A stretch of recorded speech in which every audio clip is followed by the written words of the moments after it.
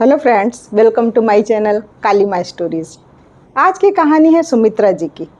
सुमित्रा जी जिनकी उम्र 50-55 साल की थी। उनका एक बेटा राहुल, जिसे बचपन से ही उन्होंने बहुत लाड़ प्यार के साथ पाला था। इकलौता बेटा था उनका। इस वजह से बहुत सारा प्यार जितना था वो सब उस पर ही उड़ेल दिया था। माँ बाप की बहुत इज्जत करता था, बहुत पढ़ाई में भी होशियार था। वो एक छोटे से गांव में रहते थे, इसलिए आगे की पढ़ाई के लिए राहुल ने बाहर जाने की बात की कि मम्मी मुझे कहीं अच्छी जगह एडमिशन लेना है। इस गांव में मेरी पढ़ाई उतनी अच्छी नहीं हो पाएगी, मैं कुछ करना चाहता हूँ, कुछ बनना चाहता हूँ। उसकी माँ ने कहा ये तुम्हारी पसंद है बेटा, तुम्हें जहाँ जाना हो, जहाँ भी एडमिशन लेना हो, फ्री हो, तुम ले सकते हो। उसने बोला ठीक है मम्मी, मैं आगे की पढ़ाई दिल्ली जा कर के करूँगा। उसकी मम्मी एग्री हो गई क्योंकि दिल्ली में उनकी एक फ्रेंड भी रहती थी। बोली ठीक है बेटा, मैं तुम्हारे रहने खाने का बंदोबस्त कर दूंगी या फिर हॉस्टल में कहीं देख लूँगी। जो जगह तुम्हें पसंद आती हो सेट करके वहाँ बता देना, मैं तुम्हारा वहाँ पर एडमिशन करवा दूँगी। राहुल ने पता किया कि हाँ, वहाँ पर जगह भी अच्छी है और आगे की पढ़ाई भी मेरी वहाँ पर अच्छे से हो पाएगी। राहुल आगे की पढ़ाई के लिए दिल्ली चला गया। सुमित्रा बहन और उसके हस्बैंड अब घर पे अकेले ही थे, लेकिन फ़ोन पर बात होती रहती थी। वो वहाँ पर बहुत खुश था, हॉस्टल में ही रह रहा था। उनकी सुमित्रा बहन की फ्रेंड क्या रहना उसे पसंद नहीं आया। हॉस्टल में अपने दोस्तों के साथ रहता था, पढ़ाई करता था और पढ़ाई उसकी अच्छी चल रही थी। पढ़ाई लगभग कंप्लीट होने आई थी, 3 साल उसके कंप्लीट हो गए थे। उसकी फ्रेंडशिप एक राधिका नामक लड़की के साथ हुई, जिसे वो बहुत पसंद करता था। उसकी मम्मी को बताया, सुमित्रा जी को राहुल ने सारी बात बताई कि मम्मी वहाँ पे मेरी एक फ्रेंड है, उसे मैं बहुत पसंद करता हूँ और मैं उसी के साथ शादी भी करूँगा। सुमित्रा जी नए ज़माने की नए ख्यालात की लेडी थी, उन्हें भी कोई एतराज़ नहीं था। बोले तुम्हारी खुशी में ही मेरी खुशी है बेटा, अगर उसके घर वाले एग्री होते हैं तो मुझे कोई प्रॉब्लम नहीं है। पर सुमित्रा बहन खुद गांव में रहती थी। अड़ोस पड़ोस को जब ये बात पता चली तो सभी कान भरने लगे। शहर की न लाना बहन, बहुत नकचढ़ी होती हैं, बहुत तकलीफ़ आएगी, तुम्हारा घर नहीं संभाल पाएंगी। उधर राधिका को भी ये बात मालूम थी कि मेरी सास गांव में रहती है। उसके मन में भी कहीं ना कहीं ये बात तो थी कि गांव की लेडीज़ें जितनी भी हैं सब ओल्ड होती हैं, यानी ओल्ड फैशन की होती हैं। उन्हें शायद मेरा इस तरह से रहना पसंद नहीं आएगा। लेकिन फिर भी वो एडजस्ट करने के लिए एग्री थी। उसके घर वाले भी मान गए क्योंकि राहुल बहुत ही होशियार, पढ़ा लिखा और अच्छी, यानी उसकी जॉब भी वहीं से सेट होने वाली थी। दोनों फ्रेंड्स यानी एक ही कंपनी में जॉब करते थे। फिर बाद में जब सेट हुए तो एक ही कंपनी में दोनों की जॉब सेट हुई। दिन धीरे धीरे बीतने लगे। इधर सुमित्रा बहन के हस्बैंड का देहांत हो गया। सुमित्रा बहन घर में अकेली पड़ गई। सुमित्रा जी अब सारा समय अपने पौधों में, बालकनी के पौधों में बिताने लगे। किसी तरह दिन जा रहे थे। एक दिन उनका बेटा राहुल आया और बोला मम्मी यहाँ पर आप अकेले रहती हो, आप हमारे साथ दिल्ली चलो, वहाँ पर मेरी राधिका भी आपका ध्यान रखेगी। सुमित्रा जी ने कहा नहीं, मैं तुम लोगों के बीच में जाकर के क्या करूँगी, तुम दोनों जॉब पर जाते हो, वहाँ भी मैं अकेली ही रहूँगी और यहाँ भी मैं अकेली ही हूँ।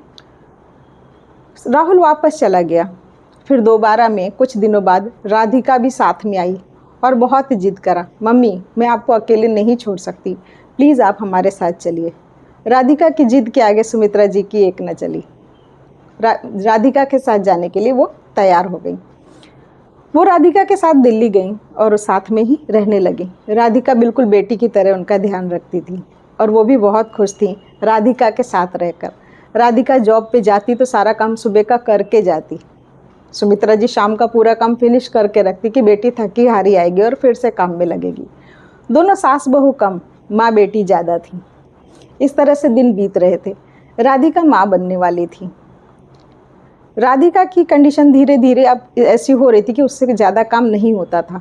सुमित्रा जी ने भी उसका बिल्कुल माँ की तरह ध्यान रखा और उसे उतना ही रेस्ट देने लगी जितना वो काम कर सकती थी वो करती। और वो जॉब लास्ट के 3 मंथ पहले उसने जॉब छोड़ी। सुमित्रा जी ने पूरा ध्यान रखा, बेटी की तरह ही पूरा प्यार दिया। और बेटा होने के बाद उनके पोता हुआ सुंदर सा, और उसके भी 6 मंथ बाद तक बहुत ध्यान रखा, सारा काम कर देती थी। फिर भी राधिका जितना होता था उतना करती थी। बेटा अब 6 महीने का हो गया था। राधिका को फिर से जॉब करना था, लेकिन उसके मन में कहीं ना कहीं ये बात थी कि मम्मी जी को ऐसा ना लगे कि मैं उनके ऊपर सारा काम छोड़ कर जाती हूँ, काम भी और बेटा भी संभालना। तो वो कुछ कह नहीं पा रही थी। एक दिन उसने धीरे से कहा, मम्मी मुझे फिर से जॉब करने का मन है। सुमित्रा जी बोली, जाओ बेटा, अभी तो मैं हट्टी कट्टी हूँ, मेरे से काम होता है तब तक तो मैं करूँगी ना, इसमें कोई दिक्कत नहीं है, मैं संभाल लूँगी, मैं बाबू को भी संभाल लूँगी और काम भी थोड़ा देख लूँगी, और जो रह जाएगा वो तुम कर लिया करना। राधिका खुश हो गई, बोली, हाँ मम्मी, आपके सपोर्ट के लिए बहुत बहुत थैंक यू। उसने जॉब स्टार्ट कर दी। एक दिन खबर आई कि राधिका की मम्मी भी बहुत बीमार है। उसने सोचा कि मैं छुट्टी लेकर मम्मी के पास तो नहीं जा सकती, ऐसा करती हूँ मम्मी को ही यहाँ बुला लेती हूँ।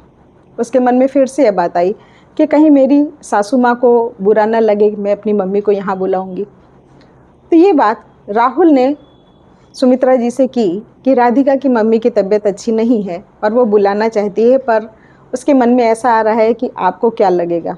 सुमित्रा जी बोली, उसमें क्या है, जैसे मैं तुम्हारी माँ वैसे वो राधिका की माँ, उन्हें यहीं बुला लो और जितना सपोर्ट मेरे से होगा मैं करूँगी।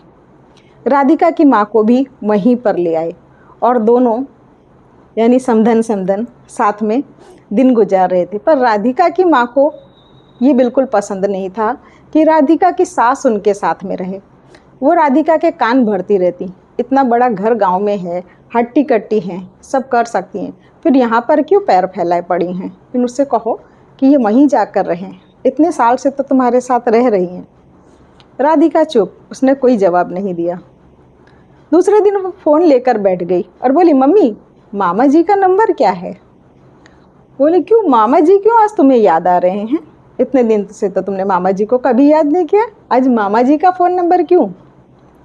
बोली, मम्मी अभी आप ठीक हो जाओगी, ठीक है, अभी तो मम्मी आपको सपोर्ट कर रही हैं, कल को अगर आप फिर से बीमार पड़ी और फिर यहाँ आई तो मैं जॉब संभालूंगी कि आपको संभालूंगी।